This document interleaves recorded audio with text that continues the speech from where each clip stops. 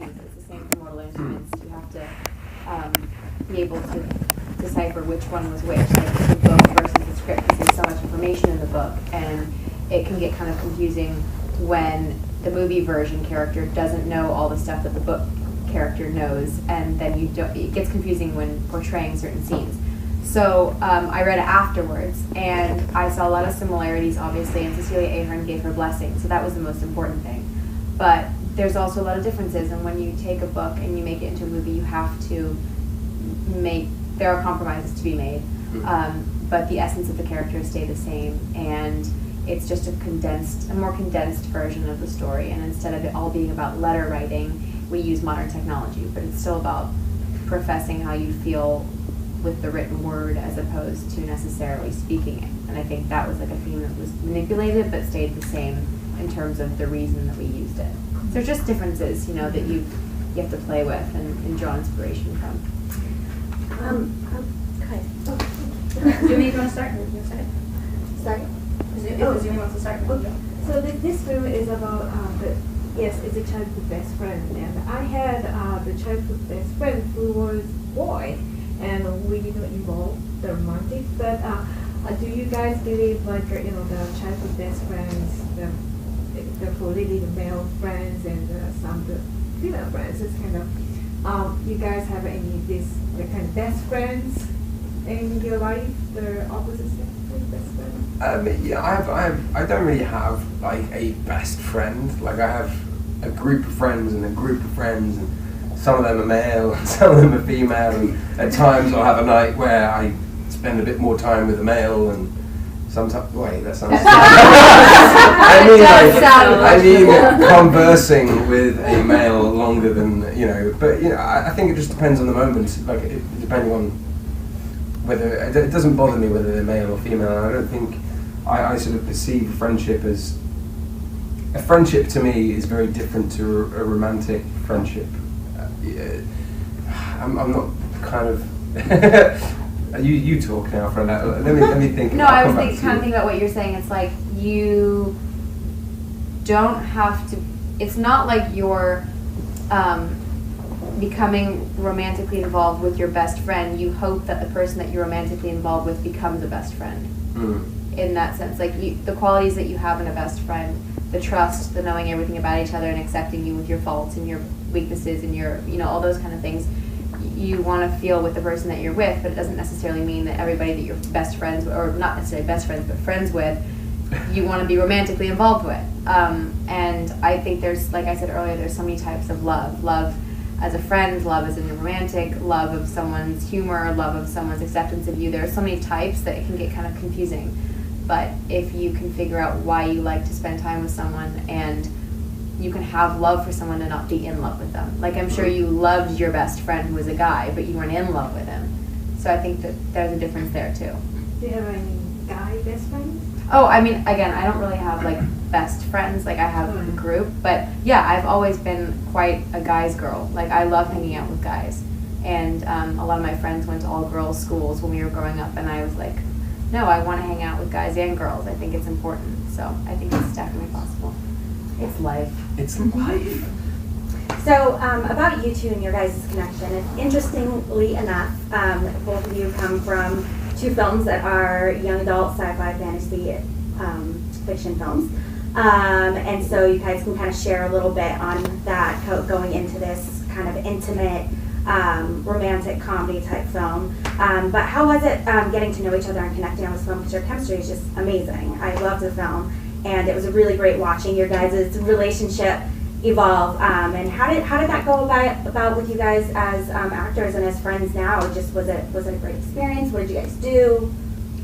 What didn't we do? We had an alphabet we were working through. I know. We even went to like the Dublin Wax Museum.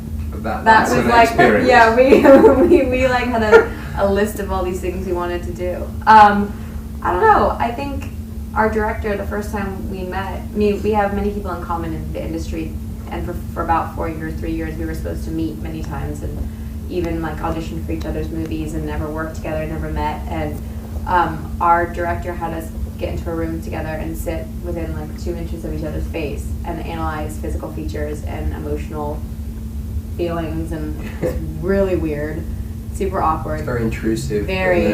In a great way. I think Because it broke after the that, ice. yeah, it broke the ice, and after that we had this weird history, this awkward moment that we shared, and from that point forward we kind of just clicked, and we kept running into each other, and I don't know, we never was forced. It was just It was easy. And I think, you know when you sort of meet your best friend for the first time, and you always remember it just being a very easy conversation. There was never any trying, or one person asking all the questions and one person being shy. It was, it just works, it clicks, and that was the case for both of us. We were living parallel lives, and eventually they crossed.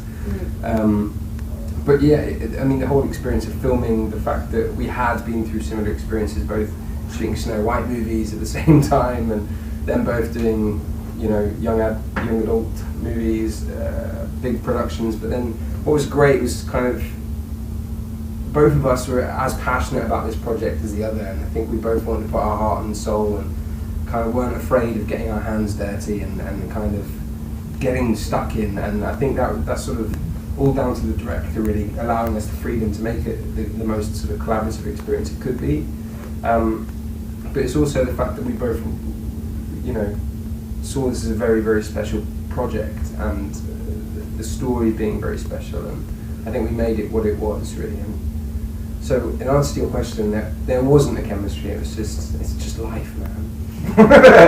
That's what you said earlier. Yeah, it's just life. Hi.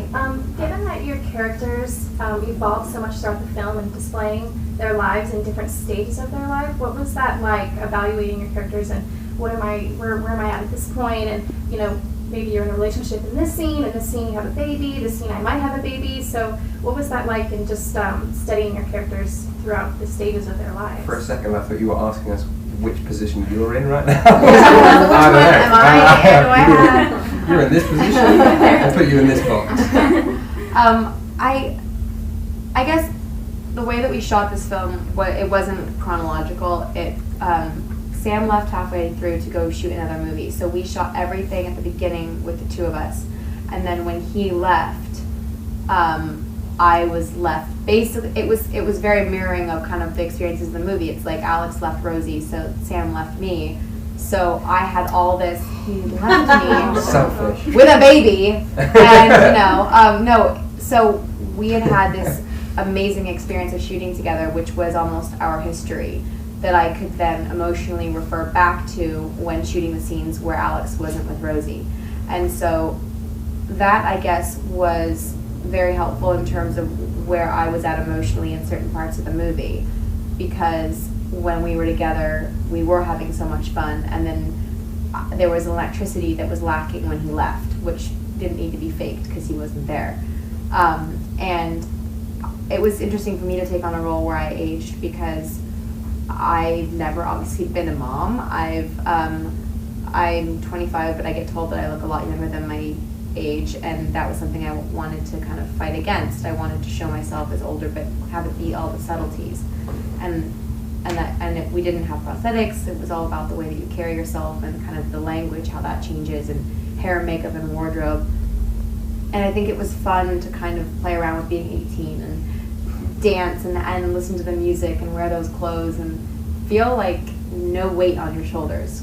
And then as I became a mom and started having my little her name was Lily in real life, but little Katie, she started doing things like I found myself being like, did you eat lunch today? Like, did you? And I was like, God, her mom's like sitting over there. Like, I don't need to ask that, but I became more maternal. And so I think the whole beauty of this movie is that all the changes of our lives with Alex and Rosie just flowed so organically. There was never any thought of, oh wow, we have to mature in 2 scenes. Like, I don't know, it just happened so easily. Yeah, I mean, we were constantly sort of, well, I was constantly, and so were you, kind of getting in a wig and then out of a wig, and then, kind of, so it was difficult at times to remember what age I was, purely because, a personality, in my opinion, never changes. Like, a person never changes, like the heart and soul of that person never changes, no matter what age they are. They'll always live by the same standards, the same morals.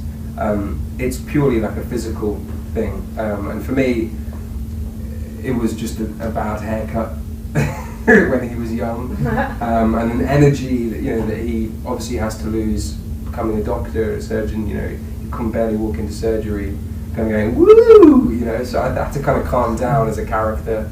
But it was interesting.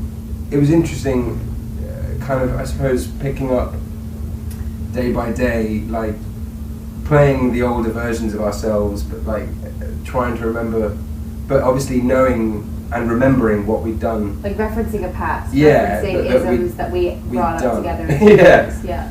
But we sort of found a little language ourselves, organically throughout the sort of production, and we got to know each other too well, probably, that I was then able to push her buttons when I needed to, for good. For good, right. And but the director would give me some direction. So, for example, there's one moment at the end of the film when she had to be crying, and I don't know, I can't remember what he told you something. Well, he said make this extremely difficult for him to have a conversation with you, so be very standoffish. And then he said to him to be very trying to make me laugh, and those two don't go together. But so I had an intention, he had an intention, and the scene came alive in a way that wouldn't have if you had just had the scene written out and performed. And I think there's a scene in the, like you said this before, but if there's a funeral scene where I'm crying about something, but then he makes a funny noise and makes me laugh. So in the most the most heartbreaking moment for Rosie, when so and so dies and she's so upset, the fact that she laughs makes it so real, because there are so many times when I've been crying that I have to laugh, or I'm laughing and I start crying, and that was like knowing how to do that to each other was something that you kind of innately come up with. But it got to the point where, like, on set, if she was crying, like I was seeing Lily crying, and I kind of then wanted to cry, going, what was wrong with you? So it definitely got to a point where our sort of friendship, really, it was real, and I think that's what makes it kind of a very memorable experience. Two questions left. Yes, Sam, I was just wondering, what did you run off to do? That was more important than this, clearly. Yeah, what was more important for you? What did you do? And Lily, what do you have coming up next? I went on to do The Riot Club, which comes out February 27th for all you lovers of The Riot Club. But yeah, it was a very, very different movie. I even sent you a picture of my first day on set. Like having I think I finished on a Friday and I started filming The Riot Club on Sunday. So in the sense of, when you do eventually watch it, like just knowing the contrast. Well, you had like blood everywhere. Yeah, so my character is very dark, very, very dark, and I was covered in blood, basically. So that smile, Alex is on holiday. It was a very, very different project, but yeah, great. It's gotten rave reviews in England and everyone loved it. I don't know. Very exciting. And I did Warren Beatty's movie last year, which was an experience in itself. Very, very. It's hard to explain it because it was so life-changing for me as a young actress, as a human being. So that was really exciting. And it's nice to start the new year fresh and not actually know what's next. It's kind of freeing in a way. I'm just waiting for something to kind of reach out and grab my attention. I tried. It's my next project. Hello to you both. I'm wondering about the when you're giving the speech at the wedding. There's kind of this, like, for lack of a better word, like awkward beauty about the whole thing. Just wondering about the dynamic of shooting that, and as trying to the question as it might be, just what you like most about each of these characters. The wedding scene, I was terrified of that scene because it starts the movie and it ends the movie, and it's so long. Like, it got really edited down in the movie. Like, it was maybe double that length. And when you're giving a speech like that, I hate watching movies when you know that someone's reciting something. And I didn't want to look like I was trying to remember the lines, so I memorized it long in advance and just would say it everywhere. In the shower, at the supermarket, I'd just be like saying it all the time. You looked crazy. I looked crazy. But that was something that, I don't know, he you sat there for every take.